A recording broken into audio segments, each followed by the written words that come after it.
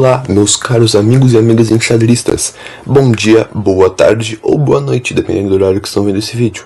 Meu nome é Leandro e hoje nós iremos analisar uma partida jogada por Garry Kasparov contra Anatoly Luchkov. Essa partida foi jogada em 1978 pelo torneio Memorial Sokolsky. Lembrando que Garry Kasparov tinha apenas 15 anos e um rate incrível de 2.545. Essa partida foi o primeiro encontro que Kasparov teve contra um grande mestre.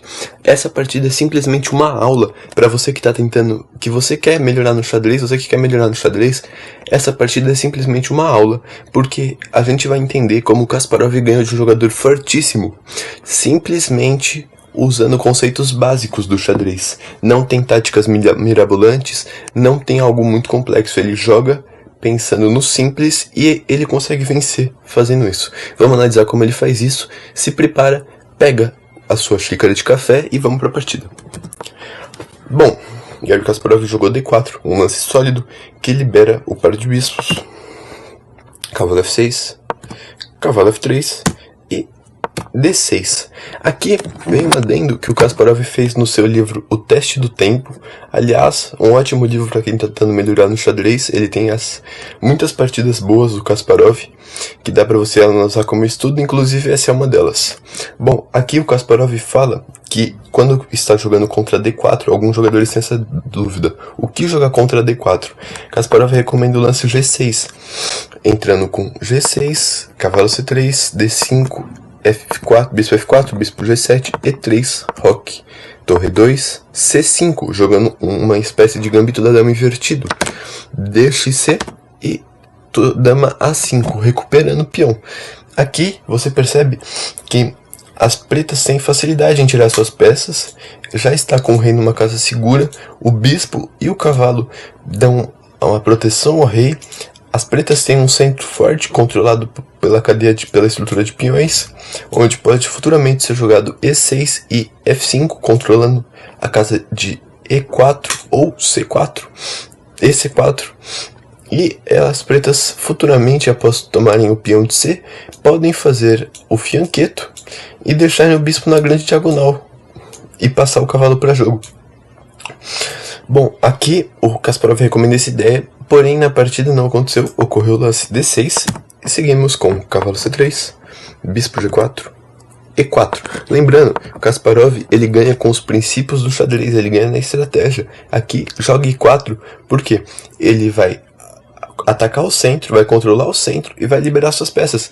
Percebe que aqui, após as pretas jogarem D6, o bispo das pretas é difícil de sair. Ele vai ter que provavelmente sair para a casa de G7. Senão, você vai ter que jogar, por exemplo, como E6 e D5, perdendo um tempo de peão. E enquanto as brancas vão estar desenvolvendo. Aqui a partida seguiu com cavalo de BD7. Aqui, o Anatoly Luchkov entrou numa variante aguda que ele esperava que o Kasparov não conhecesse. E o Kasparov rebateu essa variante com uma ideia simples, que a gente vai ver agora. Primeiramente, E5 e cavalo G8. Aqui eu quero que vocês imaginem a posição na cabeça de vocês pra gente ver. Isso é um teste de cálculo, pra gente ver como tá o cálculo de vocês. Aqui o grande mestre jogou cavalo G8. Porém, o que aconteceria se o grande mestre tomasse o peão? Bom, aqui seguiria, eu vou falar os lances e eu quero que vocês imaginem. Aqui seguiria com DX E5, bispo X, cavalo F3, dama X, bispo F3, cavalo X E5 e dama X B7. Aqui as brancas vão estar com uma dama numa casa bem forte, e por mais que o cavalo esteja no centro, o cavalo das pretas esteja no centro, a gente consegue rebater essa ideia com o lance, por exemplo, bispo F4. Caso vocês tenham imaginado a posição, é para ela ter ficado assim. Se você acertou, parabéns, sua tática está muito boa. Se você não acertou, fique comigo, continue estudando e aprendendo, e logo logo você conseguirá imaginar posições assim e muito mais acima desse nível. Bom, mas foi jogado G8, cavalo G8, seguindo por H3, expulsando o bispo, e aqui ele toma. Aqui a gente tem que lembrar que existem algumas pessoas que falam que o bispo é melhor que o cavalo. Sim, só que a gente tem que lembrar que tudo no xadrez depende da posição.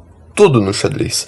Se o bispo aqui ele volta, o Kasparov mesmo dá a ideia que caso o bispo volte para H5, ele vai jogar com G4 e vai fechar esse bispo, vai deixar esse bispo muito fraco. Então aqui o grande mestre viu isso e ele simplesmente trocou. Bom, pós dama toma, foi jogado C6, preparando o D5 para controlar o centro. Bispo F4, D5, E6. Aqui eu quero que vocês analisem por que Kasparov jogou E6.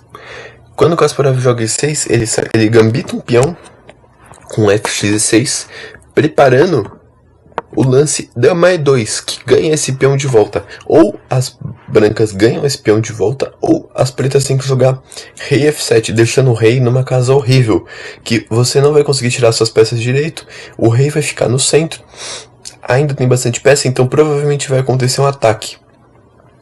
E o Kasparov viu que a dama dele na casa de E6 controlava muito mais o tabuleiro do que a dama do adversário na casa de D8. E isso foi o que aconteceu. Foi jogado G6, dama X E6, bispo G7 e roque. Bom, aqui a partida seguiu com bispo H5, ganhando um tempo no bispo, enquanto ataca o peão. O Kasparov não voltou o bispo dele para a casa de E3. Não, ele jogou o lance bispo G5, continuando seu ataque, futuramente planejando torre de A E1 ou torre de F1. Aqui as pretas jogaram cavalo F8, atacando a dama e tirando um pouco dessa ideia dele atacar o peão de E. Porém aqui, quando ele ataca a dama pode voltar para uma casa como, por exemplo, torre E3, ou no caso que foi jogado, dama G4, que é a casa que defende o peão, ou seja, o peão de D não cai mais. Aqui, o grande mestre jogou o cavalo F6, atacando e propondo uma troca de bispo por cavalo. O Kasparov recusou, ele queria manter a vantagem do par de bispos. Dama D6, torre A1. Aqui é uma ideia interessante que eu quero que vocês analisem e tentem utilizar nos próximos jogos. Nessa partida isso não acontece, porém, quando o Kasparov ele tem essa ideia típica de sempre que for jogar uma torre em E1, normalmente ele dá preferência para a torre de A, porque quando ele joga a torre de A, ele deixa uma espécie de trio, dama em E2, torre de A em E1 e a torre de F em F1. E aqui quando ele joga isso, ele tem a ideia de futuramente jogar F4, porque ele vai contra-atacar o centro, vai deixar a torre numa casa forte, que aqui, por exemplo, caso o adversário joga F4, você não tem mais a ideia de jogar E5, é muito difícil, porque pós E5 você simplesmente toma e vai ficar com um centro extremamente forte, baseado por essa estrutura de peões, cada um defende o outro. E uma peça simples, como por exemplo, um cavalo na casa de B4 defende o peão central. Bom, a partida seguiu com E6 e cavalo A4, tentando passar o cavalo para uma casa melhor, rei F7, tentando esconder o rei, e B4. Mas agora você está se perguntando, Leandro, não é possível. Kasparov é um jogador de altíssimo nível, entregou um peão simples. Não, aqui o adversário joga B6. E aqui eu quero que vocês imaginem o porquê não se pode jogar B4. Aqui é uma tática que não é imediata, é um ponto estratégico. Por quê? Caso o adversário tome em B4, pode-se observar que a barra vai subir para quase 3 pontos de vantagem. Por quê? A gente vai ter o lance cavalo C5. Mesmo que futuramente entregue o peão de D, o cavalo em C5 ele cria muitas ameaças para o adversário. O grande mestre viu isso e preferiu simplesmente jogar B6, que agora ele tira a casa de C5 para o cavalo. Então o Kasparov defende o peão, é jogado dama E8, torre E8, perdão, bispo F4, atacando a dama volta, aqui B5. Quando o adversário joga B5, quando o Kasparov joga B5, ele tem a ideia de trocar o peão dele e colocar o bispo dele numa casa forte, que ele vai atacar a torre, e defender o cavalo. Bom, aqui o adversário jogou dama A3, seguido por cavalo C3, defendendo o peão, C5, cavalo B1. Aqui eu quero fazer um teste com vocês do porquê não se pode tomar em dama X A2. Aqui o adversário jogou dama 4, porém eu quero que vocês pausem o vídeo e calculem o porquê que não se pode jogar dama x a2. Aqui tem duas variantes principais, eu quero que vocês pausem o vídeo e tentem calcular as duas. Bom, caso você tenha pausado o vídeo e imaginou o lance cavalo c3, parabéns, você acertou. Aqui vão ter duas sequências principais. A primeira é com dama a3, e aí a gente vai seguir com dama 3, torre a1, dama b2, torre b2, torre b1, e aqui a dama das pretas está presa. Então as pretas têm que sacrificar a dama numa torre, torre toma, e aqui as brancas vão ter uma vantagem de dama, bispo e peão contra torre, cavalo e 2 peões. E agora a gente tem um outro lance, que é cavalo e4. Cavalo e4 é um pouco mais simples. O que vai acontecer é, aqui a gente vai criar aqui as pretas estão falando, se você toma minha dama, eu tomo a sua. E mesmo que você tome o cavalo depois, eu pelo menos não vou ter que trocar a dama. Mas é simples para combater essa ideia. Bispo x e4. Bispo x cavalo e4. Por quê? A dama continua sendo atacada. A dama vai ter que sair, provavelmente, para a casa de c4. E aqui a gente vai voltar. Bispo d3, perdão. Aqui o peão de d4 vai cair sim. Porém, a gente vai ter muita compensação. Porque a gente vai estar com uma peça a mais. Então, um cavalo e 3 peões é muito inferior a um cavalo, um bispo e um peão. Mas o grande mestre viu isso e jogou a4, dama 4. Aqui é tomado, B toma e C4. Aqui quero fazer uma pequena análise com vocês de que não se pode tomar nem avançar. Porque quando a gente avança o peão para D4 pensando, eu vou fechar a estrutura. O que acontece é que a dama do adversário vai estar presa. Vocês percebem que a casa de B5 está controlada pela dama. A casa de C4 está controlada pela dama, e mesmo que troque, você vai ficar com 2 peões isolados, que é um dos princípios do xadrez, não ter peões isolados, porque eles caem muito fácil. A casa de B3 é controlada pelo peão, e a casa de A3 é controlada pelo cavalo. Aqui, a dama das pretas não tem jogo, então é praticamente 9 pontos de material que as pretas não têm, porque a dama não vai fazer nada. Mas, aqui, se você pensa em trocar, você está errado, por quê? Aqui a gente vai seguir com cavalo c3, dama 5, bispo x, c4. E a posição das brancas está infinitamente superior, porque todas as peças brancas jogam. Aqui a gente tem um peão que futuramente vai ser apoiado pelo peão em a4, bispo numa diagonal boa, bispo numa diagonal boa, dama em uma casa forte, torre, o cavalo no centro. Aqui a única peça que não joga tanto é a torre em f, mas futuramente a gente pode mudar isso com torre e2 e torre de f e1. Porém, o adversário logicamente viu isso e jogou cavalo d7, tentando controlar um pouco o avanço do peão de b.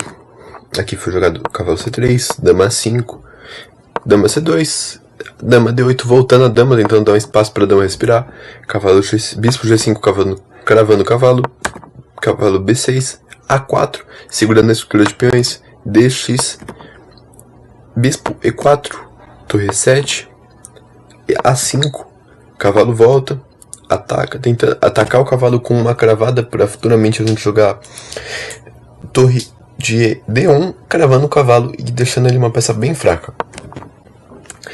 Cavalo b8, atacando o bispo, aqui a gente contra-ataca no dama, aqui cai um peão, porém a ideia central é, a engine, ela marca, quando a gente joga esse lance que entrega um peão, a gente perde um pouquinho da vantagem. Porque aqui, nessa posição, nós estamos com 3 e 16. E pós jogar torre D1, a gente vai para 2 e 18. 2 e 6 por essa volta. Por quê? Tá, peraí que eu voltei a partida. Porque quando a gente entrega esse peão, a engine sabe defender para as pretas. Porém, é muito difícil um jogador conseguir defender com o lance cavalo e4, que foi o que aconteceu na partida. Foi jogado torre f8, bispo f4, cavalo x, bispo c6, b toma, e por, e aqui torre d7 arrebatando a partida. A partida continuou, porém aqui as brancas estão infinitamente ganhas. Por quê? Pós-troca, esse peão, mesmo que não promova, acontece esse lance, bispo D6 cheque, onde ele vai ganhar, ele vai trocar um bispo por uma torre, onde ele vai ganhar uma qualidade. No xadrez, quando se troca um bispo por uma torre, um cavalo por uma torre, não se chama ganhar peça, chama ganhar qualidade, porque uma torre é melhor que um bispo.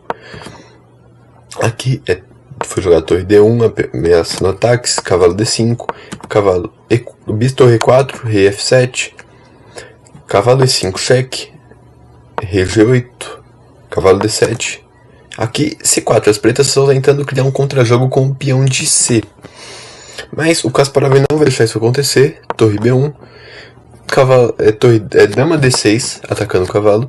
E aqui o Kasparov joga o lance torre B7, que a princípio só ataca o peão de A, mas a gente vai perceber que mesmo com a torre na fileira, ele continua atacando o peão de H, que vai acontecer agora.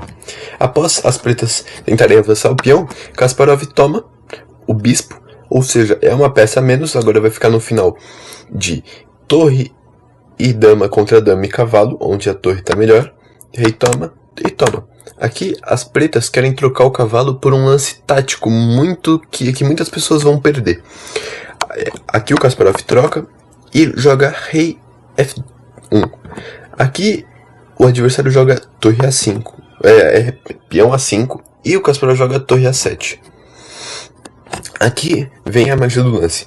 Quando o Kasparov toma esse peão, o adversário avança o rei. E aqui ele provoca um lance. Se você pensou em jogar rei E2, aqui o Kasparov não gosta dessa ideia. Pela seguinte maneira.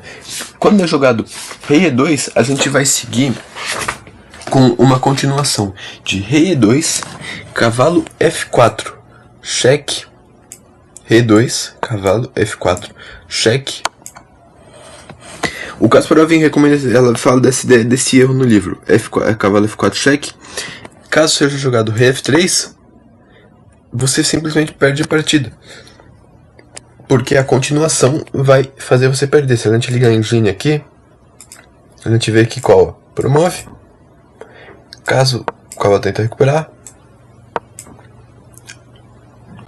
aqui se você toma o peão, você toma esse duplo e perde a torre. E aqui você vai conseguir ganhar por conta do cavalo contra os peões. Então aqui você tem que tomar cuidado. Caso seja jogado o que a engine recomenda, você simplesmente promove. E aqui, inclusive, se recomenda para não tomar a dama, recomenda tomar o cavalo, porque caso você tome a dama, fica muito difícil das brancas conseguirem fazer um avanço. Então sempre tem que tomar cuidado em finais para jogar o lance certo. Aqui o Kasparov jogou G3, arrebatando a partida, porque ele impede a casa de salto do cavalo. O cavalo está preso, ele não pode vir para E3 nem para F4. Se ele voltar para C7, a gente tem torre C5 atacando os dois. E aqui o Kasparov ganhou a partida. Foi a primeira vitória dele, a primeira vitória dele contra um grande mestre. E esse final ele me lembra uma frase que meu professor de xadrez sempre me disse. Meu primeiro professor de xadrez sempre me disse isso. A partida mais difícil de ser ganha é a partida que já está ganha, porque o cérebro relaxa quando ele acha que está tudo certo. Então aqui, às vezes você vai pensar e vai falar: não, eu não vou jogar G3, um lance de peão, eu vou avançar o rei, né? Eu quero ganhar logo. E aí por conta disso, às vezes você acaba cometendo um erro bobo. Então assim, se tem algo que você pode aplicar que tem algo dessa partida que você pode aplicar em todas as partidas, lembra, sempre pensar até o final das suas partidas. Sempre ver o lance do adversário, se o adversário não deixou cair alguma coisa, e sempre tentar concluir os princípios básicos do xadrez, porque os princípios básicos não são básicos à toa, eles são os princípios que deixam você com uma vantagem boa. Bom, esse foi o vídeo, obrigado de coração a todos, eu espero trazer mais partidas para vocês, e caso vocês tenham alguma recomendação de partida que vocês querem que eu analise, pode mandar aqui nos comentários. Muito obrigado a todos, abraço a todos.